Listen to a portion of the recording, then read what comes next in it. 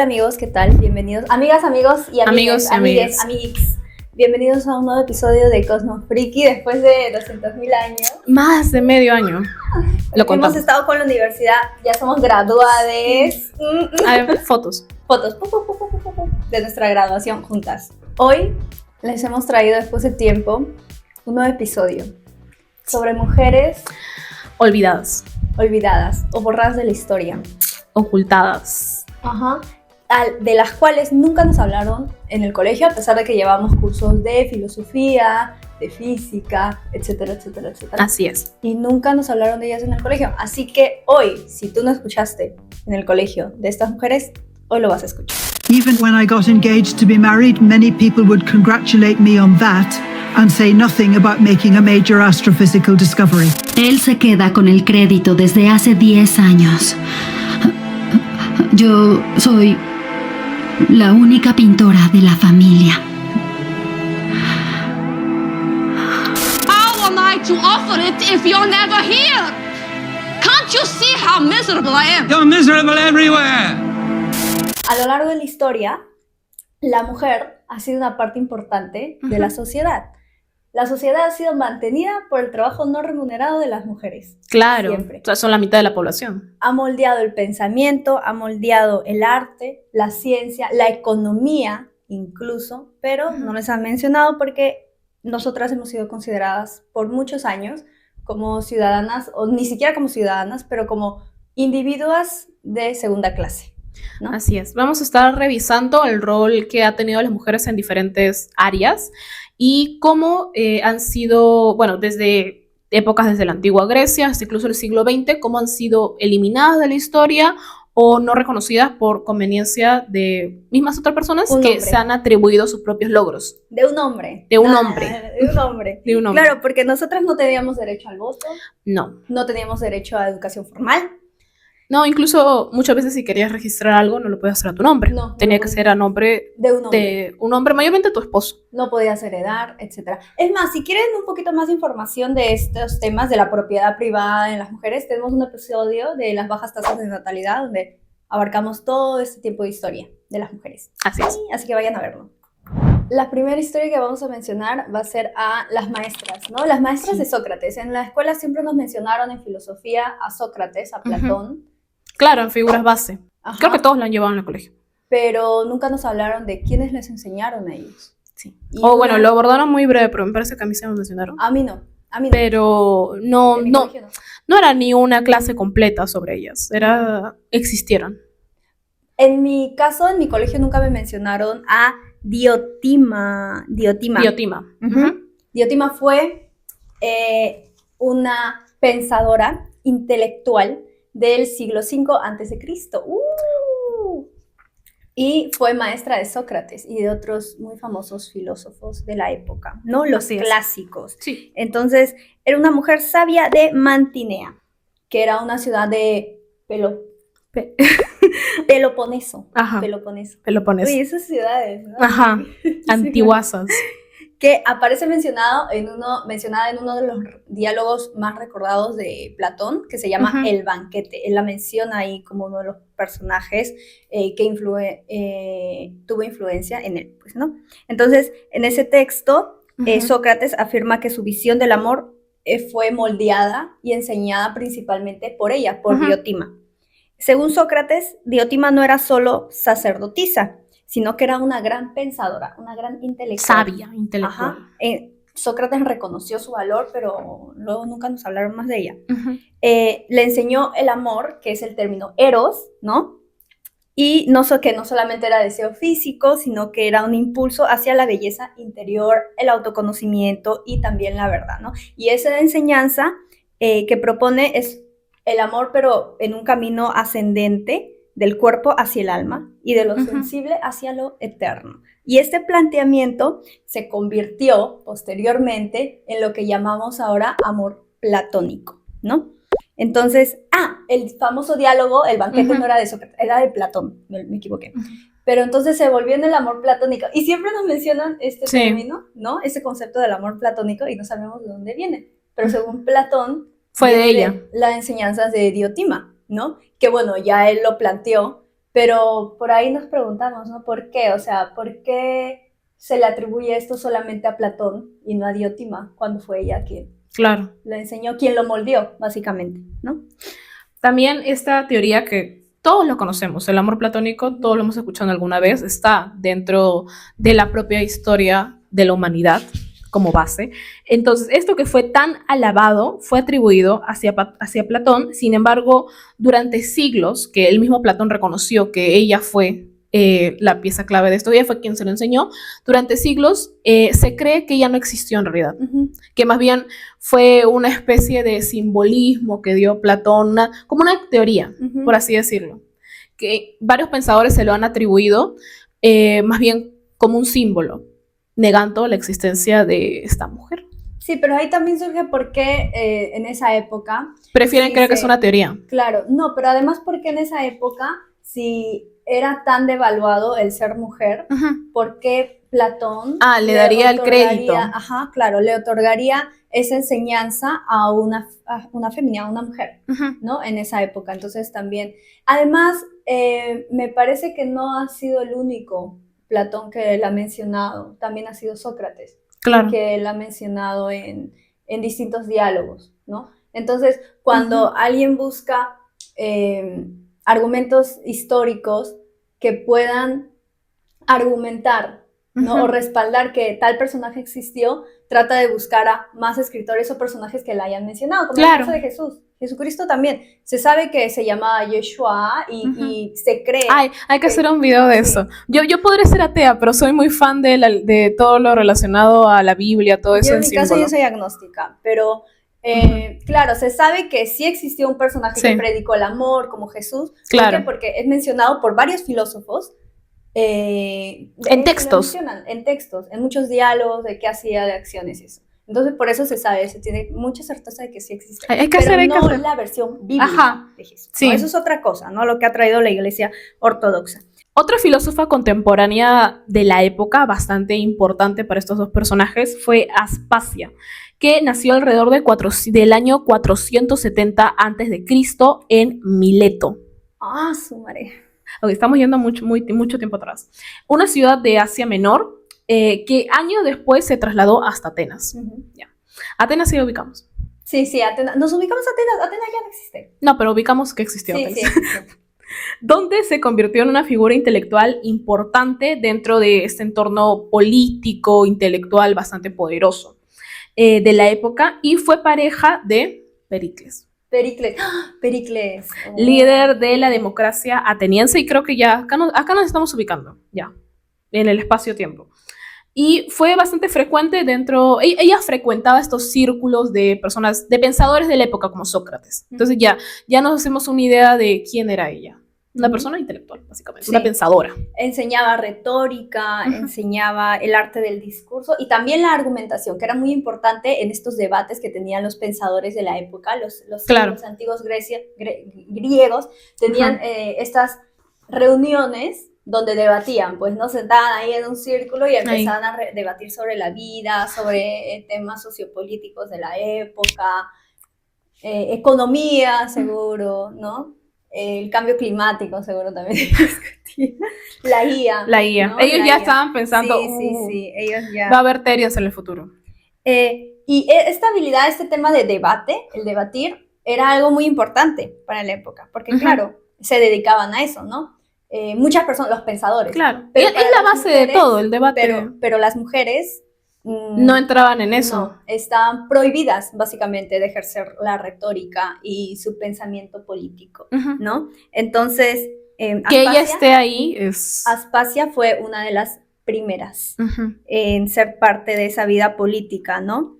Entonces... Atenas era una ciudad básicamente con eso, ¿no? Donde las mujeres ni siquiera podían asistir a los debates o participar siquiera en decisiones políticas. No les, pues no les incumbía a las mujeres, ¿no? No eran consideradas lo suficientemente intelectuales para ser parte de una vida política. Claro. Y el hecho de que ella precisamente entrara en este círculo era como un logro, prácticamente. Y fue precisamente esto que se convirtió en un acto revolucionario que permitió que varios autores de la época la admiraran, como es el caso entre ellos de Plutarco, no sé si lo ubicamos. Sí, Sí. yo sí. Yo no, porque no. Plutarco foto, ¡pum! Ahí está Plutarco. Donde reconocen su inteligencia e influencia y se dice que incluso el propio Sócrates la admiraba. Entonces, ya sabemos que por lo menos era alguien quien era bastante reconocida entre ese círculo de pensadores de la época, que la mayoría la tenían incluso de referencias de ella misma metida en sátira, burla o sospecha. Ya, ¿qué pasa? Que Aspasia era muy intelectual y era parte de estos círculos de personas, de pensadores, era parte de la vida política, pero como pertenecía a estos círculos donde mayormente habían hombres, entonces se le retrataba a ella de una manera así Más sarcástica. Burlesca, no, sarcástica fuese bueno, Ujú. como una cortesana. Ah, O sea, claro, como si fuese una prostituta. claro. Pero ahí se le decía hetaira, que es una cortesana, pero de muy alto valor, ¿no? Es como que una, pero cara. Entonces, así se le retrataba. ¿Por qué? Porque, pues, paraba con hombres en estos debates políticos, pero obviamente paraba con hombres, porque si Porque ella ese era el círculo. si ella quería ser parte de una vida política y ejercer una opinión respecto a la ideología, tenía que estar rodeada de hombres, porque las mujeres porque era quienes lo dominaban en ese prohibido, momento. ¿no? Claro. Entonces, básicamente los intelectuales atribuían su poder, el poder social que ella tuvo, a favores sexuales, más que a su propio intelecto, ¿no? Lo cual es bastante triste porque de hecho no se conserva ningún texto de ella. Exacto. Y lo poco que sabemos de ella es precisamente lo que viene de otros pensadores hombres, que pues evidentemente si pasa de boca en boca ha sido distorsionado. Además, siempre vamos a tener lamentablemente esa perspectiva con las cuales las veían los hombres y cómo las retrataban a ella, ¿no? Claro.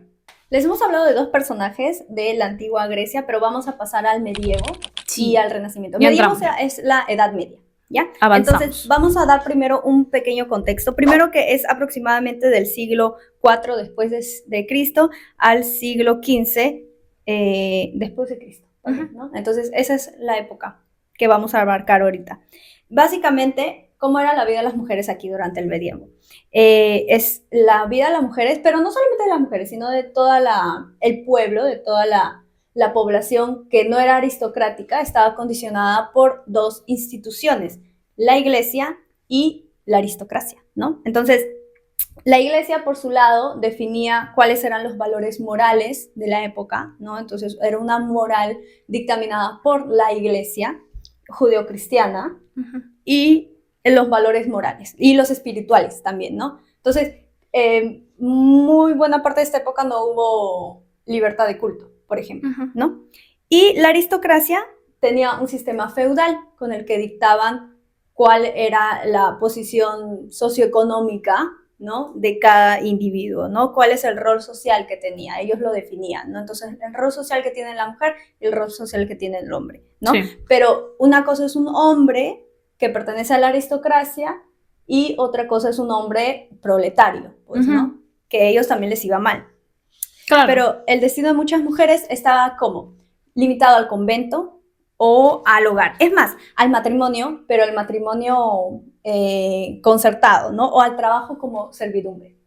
Es más, había muchas mujeres que optaban por unirse al convento para alejarse de esa vida, porque si tú te unías al convento, te dejaban leer, te dejaban ilustrar. Claro. ¿no? La Biblia, tenías estos libros que eran religiosos, pero que también tenían un pensamiento filosófico. Entonces, sí eras más propensa a educarte, pero si no, pues ibas a ser forzada a casarte, ibas a ser forzada a servir. Así que el tema de ser monja y los conventos fue como un refugio muy grande para las mujeres en la época, ¿no? Y además que si eran monjas no les obligaban a casarse con un hombre. Así que eran escapadas de esa realidad. Claro. Entonces, yo hubiese escogido en esa época ser una monja. Era una opción más segura. Ajá. Bueno, y a pesar de la estructura de ese momento de la sociedad que era dominada por hombres, era un sistema patriarcal, las mujeres empezaron a ganar un poco más de terreno después de la peste negra, que muchas fueron las que heredaron tierras y negocios,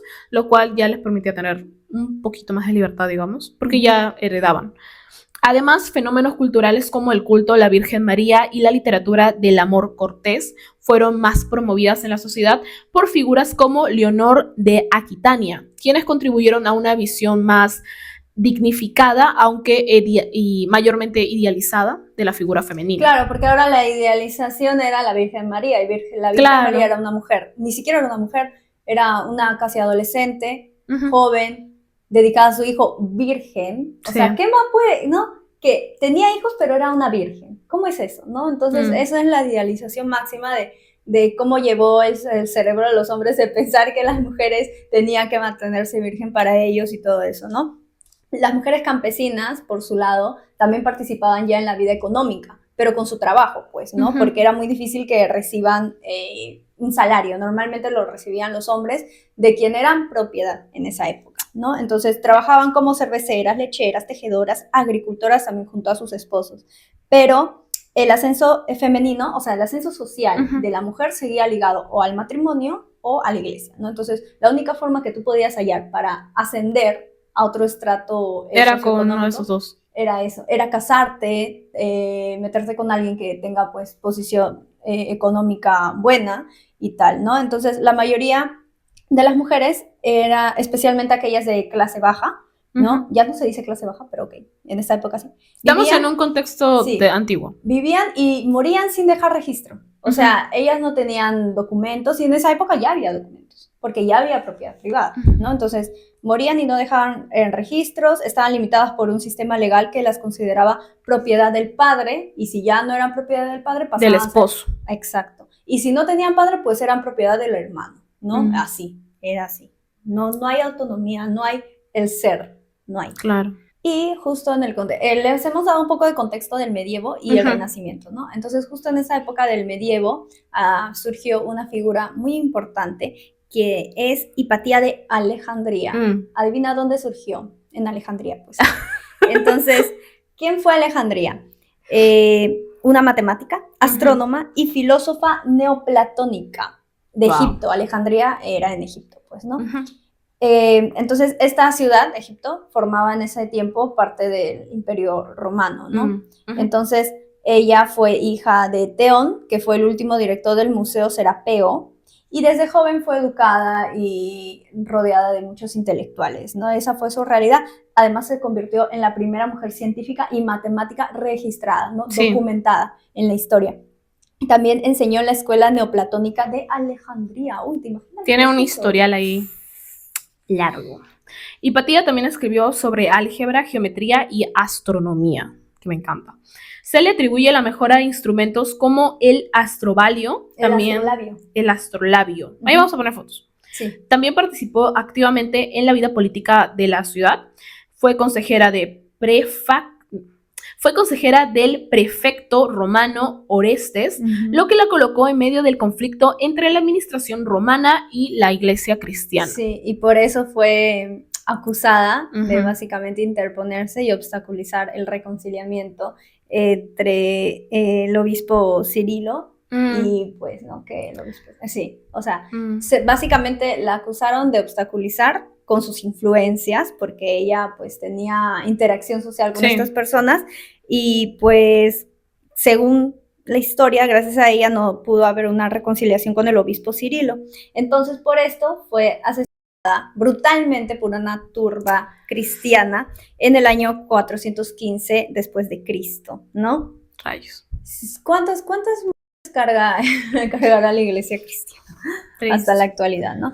Este crimen conmocionó al imperio, y también la convirtió en símbolo del conocimiento reprimido por el fanatismo religioso. ¡Qué fuerte! ¡Qué fuerte! Luego ya en siglos posteriores la reivindicaron y la llamaron una mártir de la filosofía, ¿no? Claro. Entonces también como una precursora feminista, como Christine de Pizan, que también vamos a hablar de ella, y una figura de resistencia frente al oscurantismo. Yo quisiera ser ella cuando crezca. Bueno, Christine de Pizan, vamos a pasar con ella, quien nació en Venecia, Italia, en 1364. Fue una figura que desde joven se trasladó a París, donde su padre fue astrólogo del rey Carlos V. recibió una educación privilegiada para la época y al enviudar a sus cortos 25 años, con 3 hijos a cargo, se convirtió en la primera escritora profesional de toda Europa. Sí. Y escribió, ¿por qué? Porque escribió más de 50 obras. Wow. Entre ellas, la más recordada es La ciudad de las damas, Les Cités des Femmes, así se llama. ¿Ya? En 1405, que es considerada la primera utopía feminista de la historia, ¿no? Por eso se le considera también a Christine de Pizan una de las próceres, ¿no? Sí. Del feminismo. Sí, has estado así averiguando sobre el feminismo cuando en tus inicios te has escuchado. Claro, escuchas a Christine de Pizan. ¿Y qué pasa en esta obra, ¿no? Que ella tiene, La ciudad de las damas. Básicamente imagina una ciudad simbólica gobernada por mujeres. O sea, es una utopía, ¿no? Lo correcto, ¿no? Lo que todos han fantaseado alguna vez. Donde la razón, la rectitud y la justicia ayudan a construir un espacio libre de misoginia y reivindicando el valor de figuras femeninas que han sido olvidadas por la historia. Justo algo parecido a lo que estamos haciendo ahora. Sí. ¿Quién lo diría? Bueno, ella también participó en la querella de las mujeres, que fue un debate literario que cuestionaba el rol femenino. Christine defendió el derecho de las mujeres a acceder a educación y participar en la vida pública y política. Su obra no solo desafió el pensamiento misógino de la época, sino que inauguró una ideología femenina en la literatura europea, que inspiraría siglos después a figuras como... Voy a ponerlo con Google Traductor. Olympe de Gouges o Mary Wollstonecraft. Ellas. Bueno, entonces eso me gusta, porque no solo pues ella quería saber, sino que quería que las otras mujeres también se educaran. Eso que es en realidad lo que siempre ha buscado el feminismo. Sí, que a mí me gusta escuchar mucho esas cosas. Porque ese es el verdadero cambio, querer que también otras puedan seguir adelante, no solo tú. Pasamos a la época de la Ilustración, que es en el siglo XIX. Ya estamos llegando ya. Ya estamos por ahí, ya, ok. En el siglo, es como del siglo XVIII, siglo XIX, ahí esa transición, ¿no? En el siglo XVIII florecieron un montón de ideas de igualdad, de razón, de libertad, y están muy bien. La sociedad avanzó, un poquito. Pero no incluían a las mujeres. O sea, decían igualdad, sí, pero para los hombres. A las mujeres, no, hay que dejarlas. Habían figuras como Rousseau, ¿cómo era? Rousseau. Que afirmaban lo siguiente, que la mujer está hecha para ceder al hombre y soportar sus injusticias. De hecho, si quieren escuchar esta interpretación y por qué muchas de las frases que decían o los planteamientos que decían los filósofos de hace mucho tiempo, incluido creo que él, Rousseau. Hay un capítulo. Hay un capítulo que tenemos. Bueno, no es capítulo, es entrevista. Pero bueno, es un capítulo. Es el primer capítulo de una sección de entrevistas que estamos inaugurando hace 6 meses. Fue con Aswimi, que es una filósofa de la Pontificia Universidad Católica. Sí, y es profesora de filosofía ahí en la Católica, y pues hicimos un episodio muy bonito con ella hablando sobre la ultraderecha y temas sociopolíticos, y también hablamos justamente de esta perspectiva, ¿no? De mirar hacia atrás y hacer un revisionismo histórico de lo que decían los filósofos y el pensamiento que tenían en esa época. Así que si quieren saber vayan a verlo. Está muy bueno. Entonces, sigo. Decía esto, ¿no? Como que la mujer está hecha para ceder al hombre y soportar sus injusticias. ¿Qué opinan de eso? No sé. Muerte. Pero bueno, hay otras figuras como Condorcet que comenzaban a denunciar la contradicción de estos planteamientos, ¿no? Que se hablaba de derechos universales, pero se excluía a la mitad, literalmente, de la humanidad. Sí. Bueno, con la Revolución Francesa esta contradicción se volvió aún más evidente. La Declaración de los Derechos del Hombre y del Ciudadano proclamaban libertad pero solo para los hombres. Proclamaban libertad para todo, pero solo para los hombres, pues, ¿no? Solo para los hombres. Sí. Y las mujeres podían marchar, luchar, morir en la guillotina, pero no votar ni decidir su destino, básicamente. Querían que igual protestaran, pero no para ellas. Fíjate que las mujeres hemos tenido que luchar para que se nos considere dentro de los derechos humanos. Y a mí hay algo que me molesta mucho, que es como que la gente dice, del hombre, ¿no? Y piensa que cuando se dice el hombre se está incluyendo a la mujer. Pero decir hombre no es lo mismo que decir humano. Humano abarca la especie. Decir hombre no abarca la especie. ¿Qué pasa? Que ¿por qué la gente cree que sí? Porque en estos tiempos, por milenios, fue así. Porque como la mujer no era considerada, entonces solamente no era parte de una vida pública, no era un individuo que tenga alguna relevancia social, ni económica, ni política, ni en educación, ni nada. Entonces no era considerada, pues, ¿no? Entonces, decir hombre sí solamente se refiere a los hombres, no se refiere a las mujeres. Por eso era la Declaración de los Derechos del Hombre y del Ciudadano. Recién cuando la mujer quiso entrar, no, siempre quiso, pero cuando luchamos por ser consideradas, ahí fue que se llamó derechos humanos, universales, ¿no? Entonces, si ustedes ven a alguien que dice, no, pero el hombre abarca, no. Eso es una misconception que se tiene desde hace mucho tiempo, pero decir hombres no abarca a mujeres, ¿no? Decir humanos abarca a la especie, pero no hombre. Pero bueno, en el siglo XIX hubieron algunos avances y las mujeres serían sometidas legal y socialmente. Las mujeres eran vistas así, vamos a regresar a la época de la ilustración, nos vamos por las ramas, te juro. Pero sí.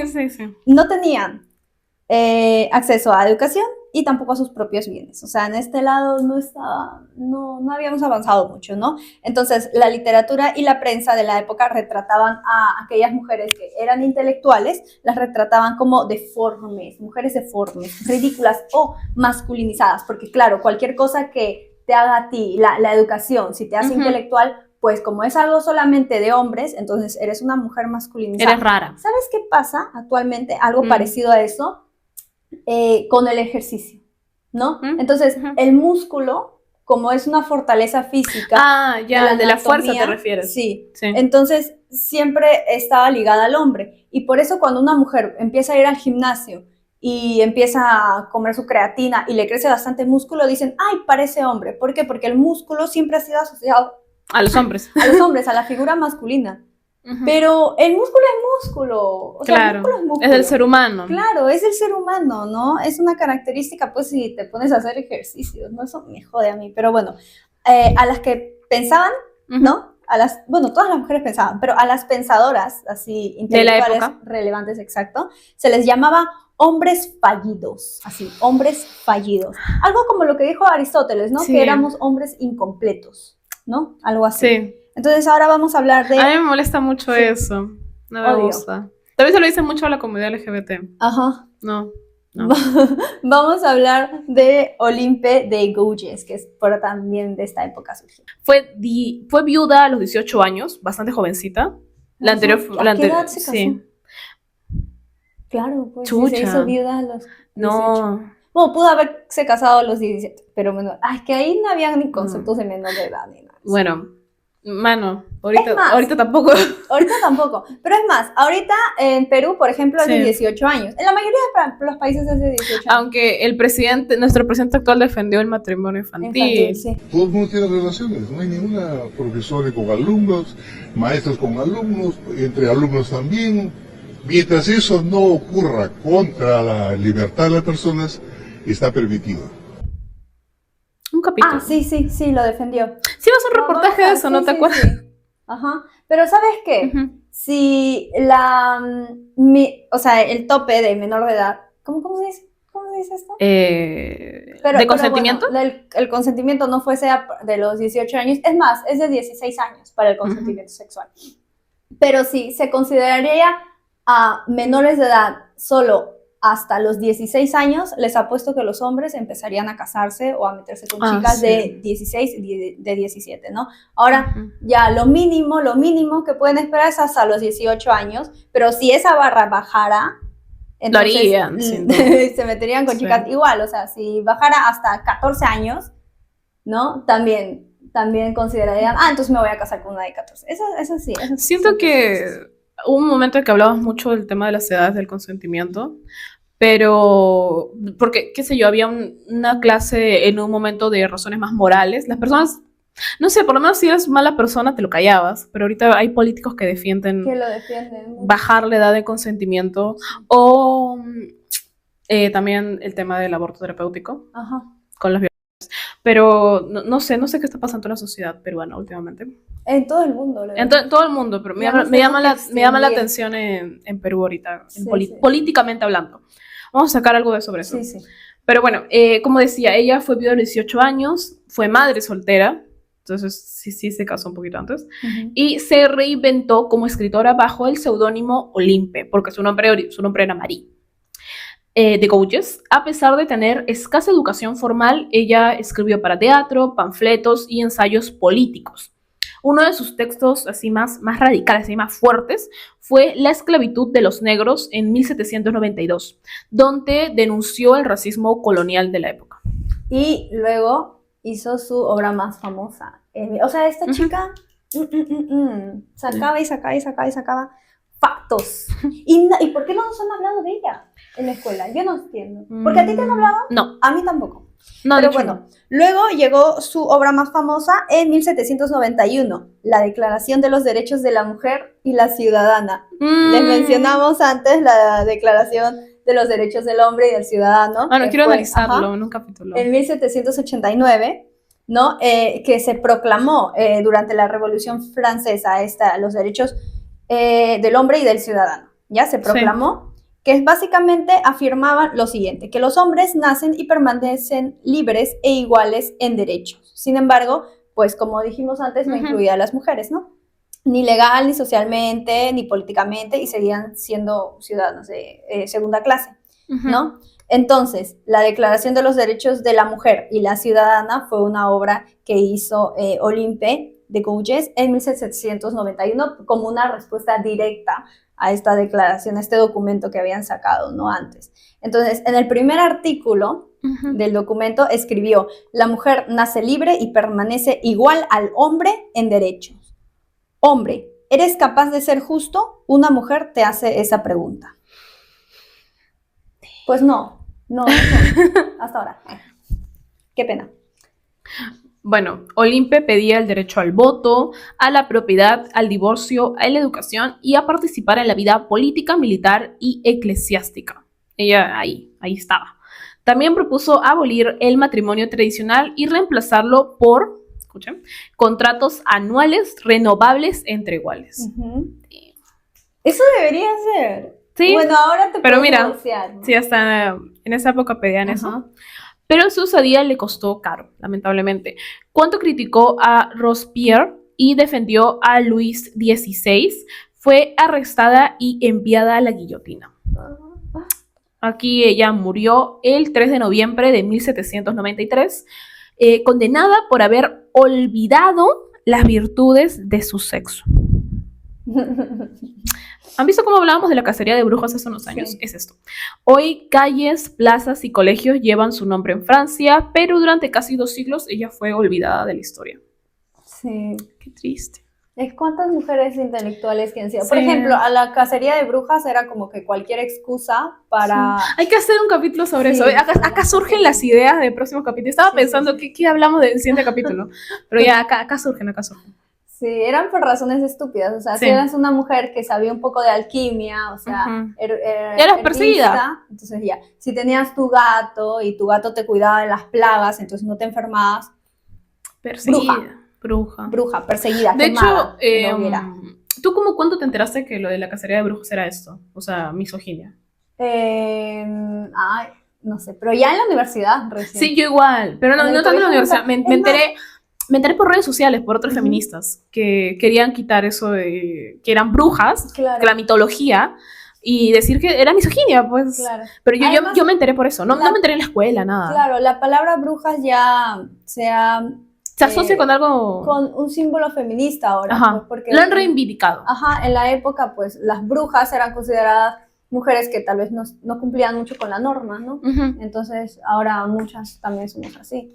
Creo que igual se ve más en la ficción ahora. Pero mira, y justo la educación en Latinoamérica, porque no solamente es en Perú, o sea, también sé que es más o menos así en México, por ejemplo. Sí. Es muy europocentrista. Y lo centran mucho en la historia europea, ¿no? Y aún así, nunca nos enseñan sobre este lado de la historia, ¿no? De la cacería de brujas, ¿no? Creo que sí, incluso peor en otros países. Intelectuales, ajá. Pero... no sé si en Europa será así, yo no he estudiado en Europa. Les tendría que preguntar a mis primitos. Bueno, vamos a hablar de otra figura. Gabriel-Émile Le Tonnelier de Bretteville. Ahí Trabalenguas. hay el nombre. ¡Y! Ya que lo digan. El translate. Ya. Nació, a ver, ¿de dónde es el nombre? De París. Nació en París en una familia aristocrática. Eso sí, las mujeres que pertenecían a una posición socioeconómica ya de nacimiento, pues tenían más oportunidades de Claro. ser intelectuales, ¿no? De tener una vida política, ¿no? Pertenecer al sistema educativo. Y nació en el año 1706. Hablaba 6 idiomas. ¡Oh! ¿A qué edad? A los 12 años. ¡Ay, Dios ¡Qué mío! envidia! Yo con inglés, ¿cómo se masticado? Yo con mi inglés y mi francesito masticado. Sí, con malísima pronunciación. Y se enamoró de la ciencia desde muy joven, Gabriel Émile. Pero por ser mujer, pues no pudo asistir a la universidad, ¿no? O sea, una gran pérdida.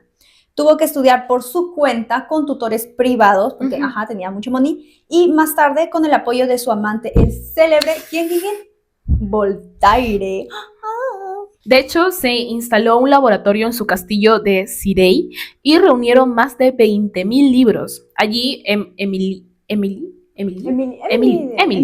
estudió matemáticas, física y filosofía, realizando experimentos y participando activamente en el movimiento ilustrado.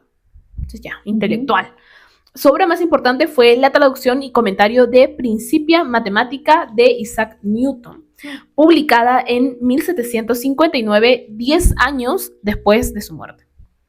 Y no fue una simple traducción, incluso analizó, puso objeciones y aportes propios de ella, y es la única traducción al francés que aún hasta ahora se utiliza. Se utiliza, sí, eso hizo su propia interpretación, Sí. ¿no?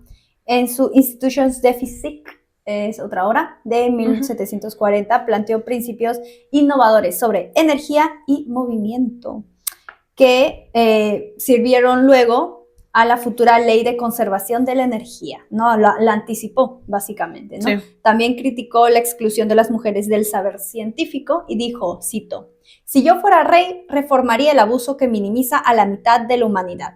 Me gustaría que las mujeres participaran en todos los derechos humanos y sobre todo en los de la mente. Me encanta. Sí. Ay, uy, estas mujeres. Me encanta porque irónicamente siento que en esa época se olvidaba, bueno, incluso por decir que hasta ahora se olvida mucho que literalmente las mujeres son la mitad de la población. Sí. Y Además, oprimían a la mitad de la población. Además, algo que pasaba también con el feminismo, de por ejemplo, la primera ola feminista eran las sufragistas, era que era un feminismo muy de derecha que defendía la jerarquización social, que es lo que defiende la derecha, pues, ¿no? Pero entonces, básicamente las feministas decían, yo quiero ejercer mi derecho al voto, pero yo que pertenezco a la burguesía, no todas. yo a la aristocracia, o sea, esta mujer sí merece. Las mujeres que son proletarias, pues no, pero sí sabemos pues que como ella, como Mil, hay pensadoras feministas que sí consideraban a todas las mujeres, ¿no? Claro, como debería ser y debió ser siempre. Si no, por eso se habla mucho de las ramas del feminismo, porque si no termina, por ejemplo, entonces, la rama obrera, me parece que hay una rama. Bueno, no sé, por ejemplo. No sé los nombres. Si no luchan contra el racismo, las mujeres negras no pueden dejar de ser oprimidas. Si no luchas contra el capitalismo, las mujeres obreras no pueden dejar de ser oprimidas. No se trata de que el feminismo es la madre de todas las luchas, sino que las proletarias no podemos dejar de... O sea, nosotras. No podemos dejar a mujeres atrás, básicamente.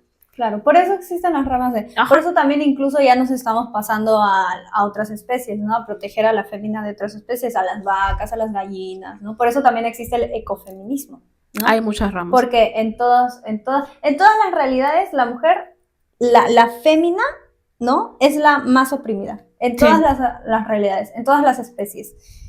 Bueno, Emilie murió en 1749, poco después de dar a luz a su última hija, ¿no? Pero terminó su legado científico trabajando 18 horas al día. Era una autoexplotadora. A pesar de todo, durante siglos fue recordada más como la amante de Voltaire, ¿no? Que como una de las grandes científicas del siglo XVIII, lo que siempre pasa, pues, ¿no? Sí, bueno, lamentable. Ya, llegamos al siglo XX, ya estamos acabando. Qué triste. Pero bueno, ya, en los primeros años de este siglo, la mayoría de mujeres seguía confinada en el hogar. Eran amas de casa, dedicadas a la maternidad y el cuidado y las labores domésticas. Aunque muchas ya trabajaban, sobre todo en fábricas, como lo hemos visto, o como empleadas domésticas, sus trabajos eran mal pagados, o bueno, empleadas domésticas, ya sabemos cómo era la historia, invisibles y considerados secundarios, en contraste con el del varón proveedor. Proveedor, el varón proveedor. No me gusta eso porque ya lo utilizan como el hombre que resuelve esas huevas de ahora. ¿Cómo explica Marta Baribar? El hogar se convirtió en una fábrica de género donde se producía y reproducía la desigualdad. Claro, o sea, la educación para las mujeres también era limitada y ellas todavía estaban relegadas pues al hogar, a ser pertenencia de un marido, ¿no? Sí. De un hombre. Seguimos en una época dura todavía. Sí, en países como, bueno, España, ¿no? Europa, que abajo yo la litera, duermo abajo, y arriba España, así dicen muchas veces, ¿no? Ya. Y durante el franquismo, la época de Franco, arriba Franco, que siguen diciendo hasta ahora, pero bueno, durante el franquismo se les prohibía a las mujeres trabajar si estaban casadas, ¿no? O sea, si estaban casadas... No trabajabas, ¿no? No, en realidad se les prohibía por otras razones, pero incluso si estaban casadas también, pues, ¿no? Y también se les consideraba menores legales, ¿no? Entonces, a lo largo del siglo XX ya se consolidaron leyes, ¿no? Y derechos como el sufragio femenino, o sea, el voto de las mujeres, ¿no? Sí, ahí se consolidó el acceso a la educación superior, es decir, que ya empezaron a poder ir a la universidad, recibir educación superior, también a ser parte de la participación política y los derechos laborales, ¿no? Luego surgió el feminismo de los años 60 y 70, que ahí sí ya se desafió todo tipo de estereotipo de género y se visibilizó mucho la desigualdad estructural, ¿no? Entonces ya no abarcaba el feminismo solamente la desigualdad entre hombres y mujeres, sino que se metía en un ámbito sociopolítico, socioeconómico también, ¿no? Como la economía no se para tanto. Y así, pero los 60 y 70 ya era más adelante. Les vamos a contar una historia que no es tan adelante. Así es. Margaret Keane nació en 1927 en Nashville y desde pequeña mostró un talento especial por la pintura, era prodigio. Una prodigio. Sí.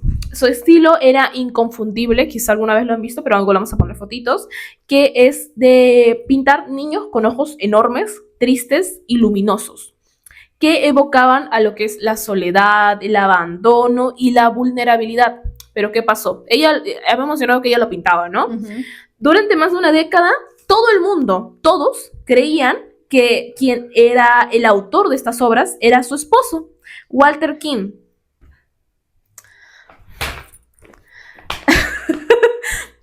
Sí. Entonces, no. Walter se convirtió en una celebridad. Él vendía los cuadros, daba entrevistas, firmaba los contratos y era invitado a programas como The Tonight Show.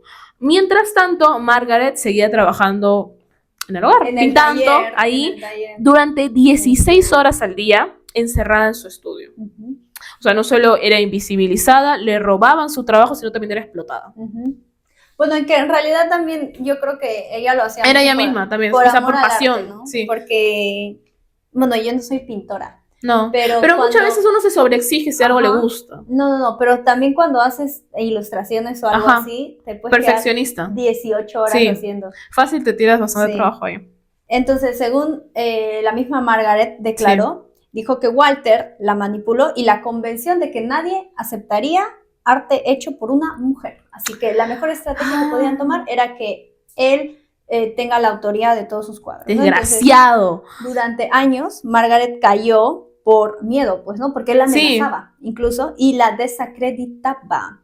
Pero en 1970 lo confrontó públicamente.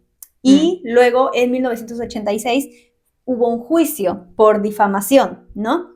Ujú. entre ellos dos. Y el juez ordenó una prueba en vivo. Una prueba en vivo, ¿no? En Ya. el juicio, en el ¿Quién trial. pinta mejor? Sí. ¿No? Entonces el juez ordenó. Oye, pero igual eso. eso no tendría tanta validez, porque ponte, él pudo haber aprendido de todos estos años a imitar el estilo. Ya, Escucha. ok.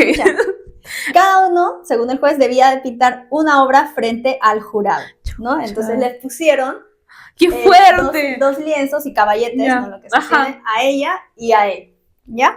Sí, Y adivinen quién pintó y quién no. Margaret. Margaret pintó y lo hizo en menos de una hora y Walter se negó porque decía que le dolía el hombro, entonces que no podía levantar la brocha y que iba a tener que pintar así. Mr. King, are you all right? My old shoulder injury just flared up. I have a bad muscle. I've been taking medication for the inflammation. I don't think I'll be able to paint today. Y le dolía el hombro, pobrecito, pues y por eso no pudo pintar el ¡Qué lienzo. fuerte! Y Margaret sí pudo porque obviamente a Margaret no le dolía el hombro. Claro. ¿Entienden ustedes? O sea, ¿entienden el dolor de que te duele el hombro? Y entonces, Ala. finalmente, el veredicto fue que, obviamente, pues Margaret... Claro, era Margaret. La obra. De ella era la obra. Ella era la talentosa. Pero todos esos años donde él se llevó el crédito, el dinero, el reconocimiento. ¡Qué fuerte! Qué fuerte. Desgraciado. Bueno, la historia de Margaret fue llevada al cine por Tim Burton en Big Eyes de 2014 y fue protagonizada por Amy Adams. En el juicio, Margaret dijo, es una frase que me caló un poquito, siempre lamentaré no haber sido lo suficientemente fuerte para defender mis derechos. Que sí. La peli. ¿La has visto la peli? ¿La has visto la peli? Yo la No. he visto, la vi hace tiempo. No, me da mucha pena este caso. Pero pobrecita, estuvo tanto tiempo Sí, escuida. pues. Bueno, Pero bueno, al menos al final se hizo justicia. Sí, y eso da un poco en tranquilidad, pero por lo menos recibió la Ajá. justicia que el merecía. reconocimiento. Y creo que hubiera sido incluso muchísimo peor si hubiera caído el Sí, resto de su ¿verdad? vida y nada de esto se hubiera sabido, hasta incluso que ella, después de que ella falleciera, incluso después que él falleciera, hubiera sido mucho peor. Pero bueno, Margaret efectivamente falleció en 2022 a los 94 años. Vivió una vida bastante larga. Solo al final de su vida recibió el reconocimiento que ella merecía, aunque su obra ya había marcado profundamente el arte, la cultura visual del siglo XX. Sí. Ella fue una figura bastante influyente en esto. Y la razón por la que esta historia es más conocida Sí. es por justamente la película que hizo Tim Burton, ¿no? Ujú. Ujú. Es muy buena película, vayan a verla, está muy chévere. Y cae muy mal el señor, pues. Obviamente. Claro, es un ladrón. Vamos a pasar a la penúltima historia, pero la más jugosita de Sí, de este probablemente episodio. por la miniatura de este video. Ajá. A la historia de Mileva Maric. No le vamos a decir Mileva Einstein porque ella tenía su propio nombre, ¿no? Sí. Su propio apellido. Eso es lo que no me Mileva. gusta cuando cogen el Vale. episodio, El apellido del Sí, varón. cuando se escucha otra cosa. Cuando usan el apellido del esposo, no me gusta. Ah, es que es Mileva Maric. Seguro Ajá. escuchaste Maric. Sí. En la segunda te escuché eso, te lo juro. Maric, ¿ya? Me gusta de hecho ese nombre, ¿no? Me gusta ese apellido. Sí, me gusta más que Sí, yo no sé por qué en Estados Unidos siguen... Yo tampoco. Bueno, creo que ahora es opcional En- por ahí. vamos Creo a que ver. algo así vi, si no... En la edición lo ponemos. Ajá. Pero sí, bueno, en Latinoamérica creo que usan el D. Por ejemplo, no sé si... No, pero ya no. Ya Eso no, era pero antes. había, Hace o sea, antes muchísimo usaba. tiempo. A nosotros nunca nos han... Bueno, no sé, supongo que sí. En su momento sí, porque hasta mi abuela creo que en su firma ponía de Salvador. Ajá. Y Salvador es el apellido de mi abuelo. Eso tampoco me gusta, Ajá. no. Pero luego ya, no. En cambio, hasta la actualidad es Kim Kardashian West.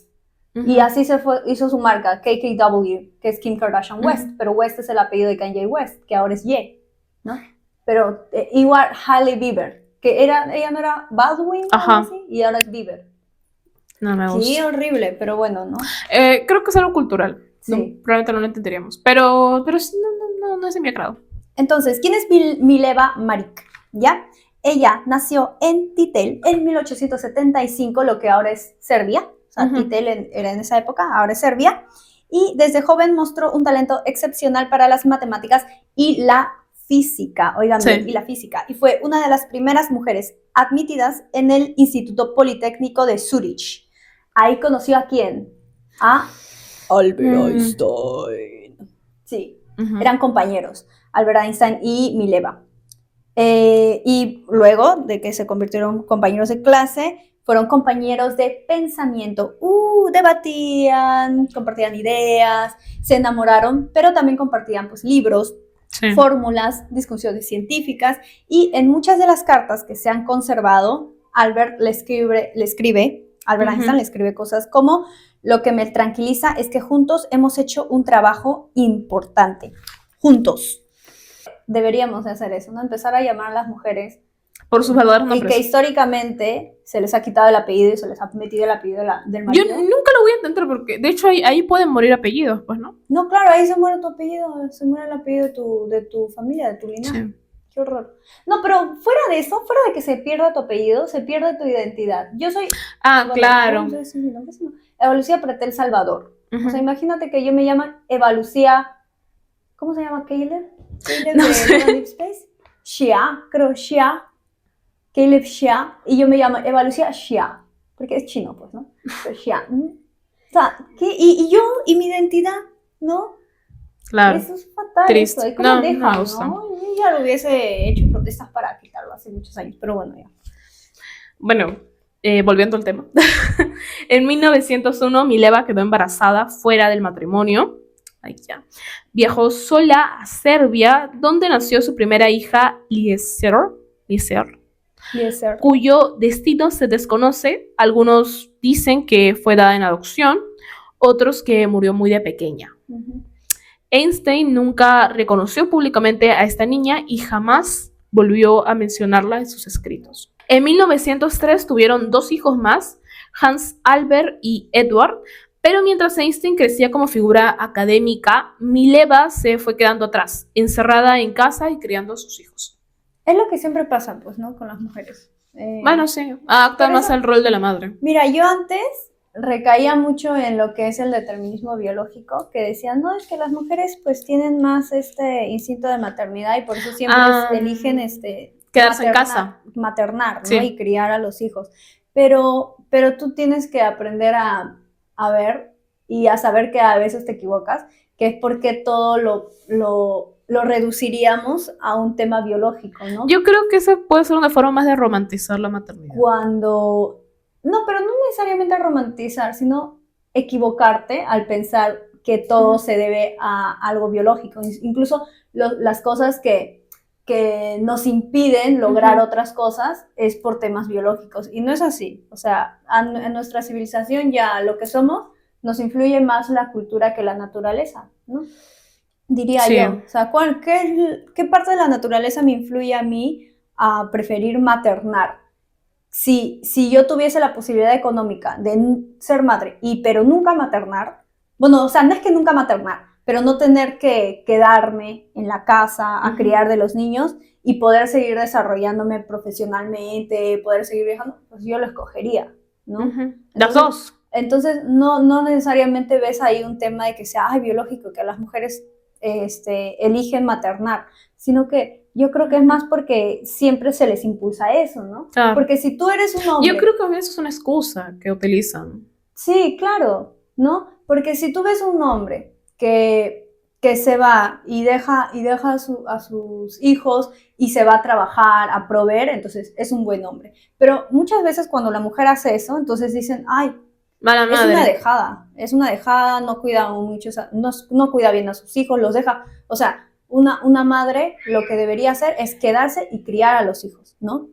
No irse a trabajar, pues, ¿no? Entonces, toda la historia de la sociedad ha sido lo mismo, ¿no? La mujer relegada, que ya tuvo hijos y ella no se puede desarrollar profesionalmente, ¿no? Y es la única vez que tú vas haciendo más cosas y aprendiendo otras cosas porque maternar te enseña muchas cosas y tu valor dentro de la sociedad capitalista no sube, más bien baja. O sea, tú te dedicas 1, 2 años a cuidar a tu bebé y claro, el hombre sí puede seguir desarrollándose profesionalmente, ganando plata y todo eso, pero tú no. Y cuando sales ya a la vida laboral otra vez, ya no vales. Ya tu valor como productividad baja. Y ese es el problema de ver a los humanos como capital, ¿no? Como una fuente de capital. Sí. O sea, no somos humanos, somos productos, ¿no? Que hacen, que producen, básicamente eso. Y ahí vemos también el tema de la desigualdad, ¿no? Porque dicen, ay, pero ahora las mujeres pueden ganar lo mismo que los hombres. Pero ahora las mujeres trabajan también las mismas horas. O sea, ya, pero no somos iguales, pues, ¿no? Entonces, si hubiese igualdad, tendrían que haber igualdad de oportunidades. Claro. Que incluye que no se devalúe nuestro valor productivo después de maternar. A ver, arreglen eso y luego hablan de igualdad. ¿Ya? Pero bueno, me fui. Ok, Mileva Einstein, Sí. que no es Einstein, es Marik. Marik. ¿Okay? Marik, suena muy chica además. Lo más polémico del caso de ellos dos llega en 1905, ¿no? El llamado Annus Mirabilis de Einstein, que es un artículo que publicó ese año, el Annus Mirabilis. No. Ese año publicó 4 artículos, en 1901, ¿ya? Y ese se llama el Annus Mirabilis, que es como que la época maravillosa, el año maravilloso de Einstein, ¿no? Publicó 4 artículos que básicamente revolucionaron la física moderna, incluida la teoría de la relatividad especial, que él antes había hecho la teoría de la... No, después hizo la otra. Ok, algunos historiadores como Evan Harris Walker han planteado que Mileva pudo haber contribuido significativamente en los cálculos matemáticos. Hay una carta, de hecho, que Einstein manda a Mileva, a Marik, en 1901, o sea, el mismo año donde él saca sus artículos, ¿no? Y se refiere a la teoría como nuestra teoría del movimiento relativo. Nuestra. No mía, nuestra. Es decir, de Mileva y de Einstein. Pero su nombre nunca apareció como coautora, o sea, nunca lo puso, ¿no? Luego, y ahí quedó. Primero tuvo, no sé, vamos a ordenar la línea. Tú mencionaste que tuvo una hija fuera del matrimonio. Ajá, o sea, tuvo una hija con Einstein, pero... que nunca se supo después de la bebé. Y en ese tiempo no se habían casado. No, fuera del matrimonio. Sí, entonces luego se casaron. Tuvieron 2. 2 hijos más, ¿ya? Luego... Einstein publicó sus 4 artículos, que no eran sus, eran de ellos, de Mileva Marik y de Albert Einstein, por lo que él mismo dice en sus cartas, en 1901. Ajá. Y luego, en 1912, Einstein comenzó una relación con su prima Elsa. Con su prima. Tan inteligente la era. Y en 1914, abandonó a Mileva y a sus 2 hijos para mudarse solo a Berlín. O sea, la dejó. ¿ya? Sí, básicamente. Y le envió una lista de condiciones si quería continuar con el matrimonio. Eso hizo Einstein con Mileva. Ya. Hay que poner la lista. La lista de las condiciones era 3 comidas al día, que no hablara si no se le hablaba y que no cuestionara sus decisiones.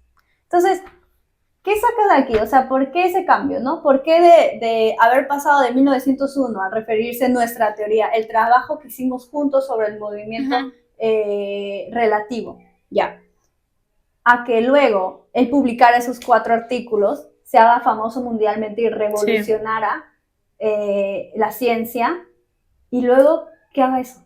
Yo creo que la usó y dijo, ya se me subieron los humos por las nubes, ya no me sirve, o bueno, ya tengo lo que yo quiero, entonces... Ya no eres útil para mí. Ajá, y ya, adiós, ¿no? Bueno, terrible, y Mileva de hecho rechazó este ultimátum. Se separaron, afortunadamente lo rechazó, la verdad. Se separaron y en 1919 se divorciaron, ya unos años después. Como parte del acuerdo, Einstein le prometió que si ganaba el premio Nobel, le entregaría el dinero. Y cumplió. Cuando lo recibió en 1921, le transfirió los fondos a Mileva, quien los usó para mantener a sus hijos y costear el tratamiento psiquiátrico de Edward, diagnosticado con esquizofrenia. Bueno, finalmente fue para sus propios hijos, así que... Einstein se distanció casi por completo de Edward, mientras Mileva lo cuidó sola hasta su muerte. Perdió su casa, vendió propiedades y vivió los últimos años con dificultades económicas y de salud. Murió en 1948 sin honores ni reconocimiento académico. Entonces ya, terrible. De hecho, no, el dinero con el premio Nobel. Prefirió tener el dinero para que le pueda costear Claro. los tratamientos a su hijo y el estúpido Él los abandonó. Ay, qué horror. Es creo que de las historias más tristes que hay Sí, claro. de Porque al final de cuentas, la gente puede decir, bueno, le dio el dinero, pero que hay de despojamiento de Ajá. autoría y de falta de reconocimiento a una intelectual mujer, ¿no? A una femenina, una intelectual, claro. ¿no? Mileva. Y no se conoce esto, ¿no? Siempre el No. crédito se le otorga a Albert Einstein, pero además que tengo entendido que Mileva estudió una rama específica de la física Ujú. que no estudió Einstein, que era crucial para el desarrollo de la teoría de la relatividad especial. Claro. Entonces pudo... Era de los dos, Y probablemente. primero fue la teoría de la relatividad especial y luego fue la teoría de la relatividad general, que ya era más completa, ¿no? Sí. Entonces, Einstein no estudió esa rama específica de la física, ¿no? Pero, qué horror. Ahí está su Einstein, que quieren mucho, que tiene su fotito. Vale, ahí le metes un sonido, Sí. ya así. Y ya. Y metes un Einstein acá. Ya. Pasamos al siguiente tema. Pasamos Al con... siguiente. Con Jocelyn Bell. Ya es la época de los 60, ya. Sí, ya- Casi finales. Ya, segunda ya mitad. estamos acabando ya. Segunda mitad de los 60 y va a ser el último caso que vamos a presentar. Sí. Obviamente hay muchísimos casos, porque, o sea, toda la vida se le ha despojado a la mujer Sí. de su autoría y de reconocimiento, pero pues nosotros hemos escogido estos específicos, ¿no? Con una Sí. historia que nos ha indignado mucho. Algunos más que otros, Ujú. particularmente. Entonces vamos a hablar de una joven en ese tiempo, en Sí. 1967, que era una estudiante de doctorado de 24 años, que un día en sus gráficas descubrió una señal inusual del cielo, un pulso de radio que era tan preciso que parecía artificial. ¿Quién era? Jocelyn Bell, ¿no? Era estudiante de astronomía, era Ujú. estudiante de astronomía.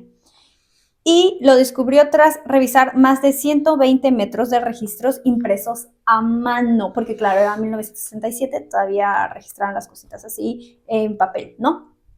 Entonces, aquella señal era muy regular, casi como un metrónomo, y pues la bautizó, o fue bautizada inicialmente como LGM-1, Little Green Man, por esas siglas, Little Green Man, por su extrañeza, ¿no? Ujú. Poco después se supo que había descubierto el primer pulsar de la historia, una estrella de neutrones que gira a gran velocidad y emite radiación casi como un Ujú. faro cósmico, pues, ¿no?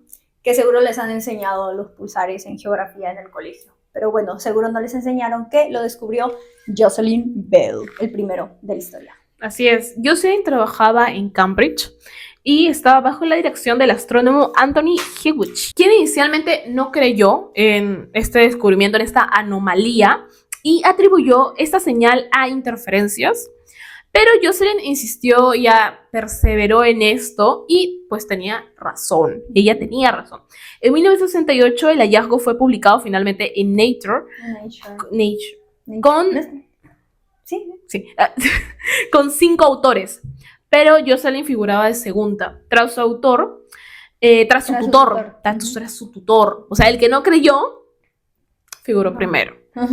Más tarde, 6 años más tarde, el premio Nobel en Física de 1974 fue otorgado al tutor, a Hewitt, Hewitt, y a Martin Ryle. Ryle. Ryle. Jocelyn fue ignorada. Ah. Entonces, ya. Desgraciado. Primero que no confía y luego que le roba su trabajo. Y Nature es, bueno, actualmente, desde siempre, Sí. una de las revistas científicas más, ¿no? importantes de la Qué vida. triste. Ya vemos varios casos así que le están Sí. robando el trabajo. Pero bueno, se quedó ahí porque a ella nunca le dieron. O sea, si ya le dieron el premio Nobel a Hewitt, pues no se lo iban a dar a Jocelyn, ¿no? Claro. Entonces la comunidad científica sí se pronunció, por lo menos algunas figuras importantes. Ajá. De pellizco.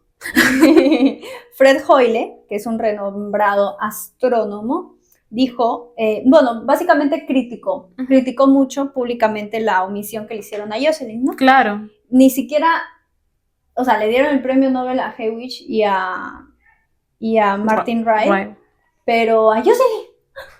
Y la plata se la habrán repartido ellos, ¿no? Sí. Bueno, décadas más tarde, la propia Bell Burnell, o sea, Jocelyn Bell, declaró lo siguiente: el hecho de ser mujer y estudiante de posgrado al mismo tiempo degradaba mi posición frente al Nobel, que fue una entrevista en Harvard, que la dio en 2020. O sea, eso no ha sido bueno, la declaración ha sido hace poco, ¿no? El caso ha sido ya hace bastante tiempo.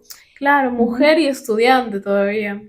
Pero bueno, fue profesora en la Universidad Abierta y presidente de la Royal Astronomical Society y, o sea, siguió ella desarrollándose y teniendo muchos logros, y en 2018 recibió el premio Breakthrough, uno de los más prestigiosos de la física contemporánea, ¿no? Y luego decidió donar los 2,3 millones de libras para crear becas para mujeres, minorías y refugiados que quisieran estudiar física. Porque claro, cuando te dan un premio, te dan fondos. Te dan fondos. Ajá. Igual, cuando ganas el premio Nobel, no sé cuántos millones son por el premio Nobel. Ahí vamos a ponerlo. Lo pondremos. Ganas el premio Nobel y además de tu premio, te dan pues una cantidad muy considerable y generosa de dinero. Claro. ¿no? Y pues a ella también se le... ¿Y qué hizo ella? Lo donó. Para, mira. precisamente, eso es lo que estamos mencionando, lo bonito que es que otras mujeres quieran apoyar a otras mujeres también. ¿Y qué hacen los políticos o los hombres? Se lo quedan. Figuras predominantes. No, bueno, fuese que se lo queden. ¿Qué hacen? Van a una isla y se comen niños. Eso es lo que hacen. Se compran una isla y se comen niños. Eso hacen los hombres. No es los hombres, porque después van a decir, ay, no todos los hombres. Pero bueno, así es, pues. Algo tienen que hacer también, ¿no? Para cambiar las cosas, porque si no ya hay que extinguirnos entonces. Ya. Porque la verdad hay que extinguirnos. Ya que un meteorito llegue. Bueno, esa fue la última historia. Muy, muy triste. Creo que las últimas dos historias estuvieron muy tristes. Así bastante impotentes, sí, ¿no? Deberíamos de haber cambiado por ahí el orden un poco. Sí, no, porque ya estamos terminando mal. Sí, agridulce. Sí. Pero bueno, ¿qué enseñanzas, qué aprendizajes sacamos de estas historias? No dejes que te roben tu autoría, tu autonomía, tus conocimientos, tu libertad como ser humano, tu independencia. Yo supongo que en esa época también sería muy difícil decir eso. Creo que actualmente No, tomemos todos estos casos que hemos visto como lecciones para el futuro. Claro, es bueno siempre hacer un revisionismo histórico, ¿no? Porque si nosotros no volteáramos a ver el pasado, ¿cómo cambias el presente y el futuro? Claro, a cuestionarnos quién tiene la autoría real o de quién pertenece la obra de la relatividad. Sí, eso no me gustaba del periodismo, por ejemplo. Como ven todo lo de hoy día, todo lo que pasa ahora, quiero la noticia para ayer, no se detienen a ver lo que pasado antes. Claro. ¿Cómo pasó? Pues, ¿no? Entonces, ¿cómo pasó? ¿Por qué pasó? Para mí es muy importante ver el pasado. Sí. Para seguir avanzando como sociedad. Y para ustedes también. Para ustedes también, porque por algo han visto este video. Vamos a contar un poquito cuando nosotras defendimos nuestra tesis. Mi tesis es derechos humanos, política y derechos humanos, pero también la cobertura de los medios, ¿no? Y todo, cosas así. Era una tesis muy chévere, me gusta mucho la de Eva. La mía está... No, pero a mí también me gustaba tu tema. Pero bueno, el caso es que había una profesora que era de jurado que me quemó mucho la tesis. Y yo entiendo que pues es mi primera tesis, qué sé yo. Al final la aprobé, ¿ok? Spoiler. Igual no está publicada, así que... No, pero una de las cosas que me molestó mucho fue que siento que mucho en periodismo no nos incitan a hacer un revisionismo histórico. Cuando siempre se debería hacer un revisionismo histórico, mirar atrás. Sí, de hecho, muchos profesores llegué a escuchar un par que decían, pero ¿para qué? O sea, ¿para qué la historia? No cuentes lo del pasado. O sea, si llegué a escuchar personas hablando de eso. Claro, tienes que conocer el pasado, pero el pasado no se cuenta porque lo ven desde una perspectiva de que tienes que llamar la atención del público y al público le interesa lo que esté pasando ahora. Creo que incluso esa profesora nos lo dijo en nuestros temas. Bueno, yo no recuerdo eso, pero lo que a mí me dijo en la tesis, me dijo, pero tú estás investigando algo que ya pasó. O sea, eso ya pasó. Y a mí no me gusta investigar cosas que ya pasaron. Y eso a mí me parece un error fatal. Siempre se tiene que investigar lo que ha pasado, siempre, porque la perspectiva que nosotros podemos tener desde el futuro, después desde años, va a ser muy diferente a la perspectiva que Claro. tengamos en la actualidad. Por ejemplo, todo lo que está pasando con Jeffrey Epstein, lo que está pasando con el regreso de la ultraderecha, eso lo miramos con unos ojos actualmente, pero en el futuro vamos a tener otra perspectiva al respecto. Claro. Lo vamos a comprender de una manera diferente, ¿no? Por eso se hace el revisionismo histórico. Por eso Como es tan vemos cosas importante. que hicieron en política, en historia hace 10 años, incluso Ajá. 20 años, Claro. y uno ya lo ve con otra mirada. Incluso, bueno, eso no está bien, pero incluso la gente con el tema de que, para poner un ejemplo y que más o menos entiendan cómo cosas del futuro pueden afectar a cómo ves e interpretas lo del pasado, Ujú. con lo que está pasando con Israel y Gaza, ¿no? El genocidio sí. que ha perpetuado Israel y Estados Unidos en Gaza. Ahora la gente está mirando con otros ojos al pintor austriaco, Ah, ¿no? Están cuestionando. chicos, no. Nosotros no estamos de acuerdo con No. eso, pero quiero que tengan un ejemplo de por qué ver las cosas desde el futuro sí cambia la perspectiva de lo Claro. de atrás, ¿no? Las De lo que sociedades pasó avanzan, antes. pero La para sociedad hacerlo es avanza. importante ser consciente de lo que pasó hace años. Hace Sí. muchos años. Y si las mujeres no revisamos esto, pues nos condenamos a que se repita la historia, ¿no? Así Sí. como ya Sí, habíamos es un avanzado dicho, de hecho. con derechos sobre Ujú. el aborto, pero ahora estamos retrocediendo, ¿no? Ahora otra vez parece que el sistema de leyes se está rigiendo otra vez por Sí. la iglesia ortodoxa, que es unas cosas Sí. tan asquerosa, En Perú ¿no? está feíto y no sé por qué la gente no está reaccionando un poco más a esto. O sea, sí, nos indignamos todo, pero no nos estamos cuestionando qué rayos está pasando últimamente está pasando en Perú.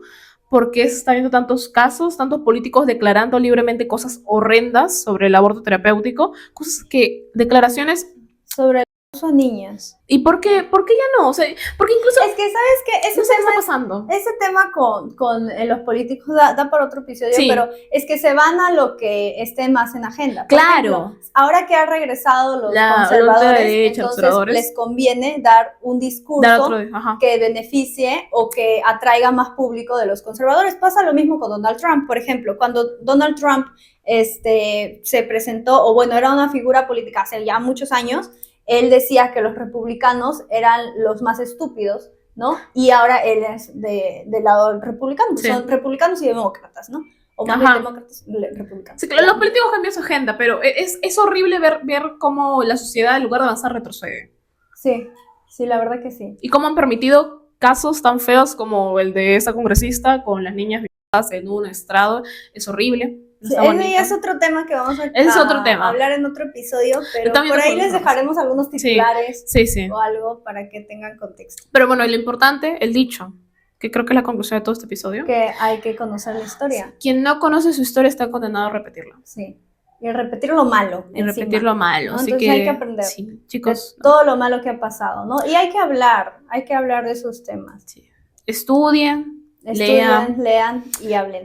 Hablen. Debatan. Su Debatan, pero opinión. creo que hace años yo veía a muchos adolescentes discutir, meterse ahí, ser más, no sé, termino palabra creo con esto, pero protestar. Ujú. Creo Ya que eso no, se ha- ya, se ha ahora ya no. sí, se ha O sea, perdido un poco eso y nuestra es horrible. generación ya no sale, ahora nuestra generación se siente de derecha y yo no entiendo por qué. Porque siempre ha sido, pero bueno, ya, ok, izquierda, derecha, ok. Pero siempre hablamos de la revolución Sí. para el bien, ¿no? Ajá. Y creo que la juventud siempre Ha ha sido perdido el un poco símbolo, siempre ha sido el símbolo de la revolución y Sí. del avance para lograr cosas buenas para el bien colectivo, ¿no? Para el bien común. Pero ya no se está haciendo eso. No sé si nos está atacando tanto el individualismo que siempre ha sido característico de la sociedad peruana, ¿no? Cada uno baila con su propio pañuelo. Eso siempre ha sido así y eso se mantiene hasta ahora, ¿no? Sí. Pero hay que reflexionar un poquito en eso, sobre Sí. todo en contextos actuales. Así es, hay Qué que pena. cuidarnos, hay que protegernos y hay que pelear por lo que creemos, básicamente. Cuídense, chicas. Chao. Y fíjense en esas figuras femeninas que no conocemos. Sí. ¿Conocemos a más hombres, no? De la Sí. historia.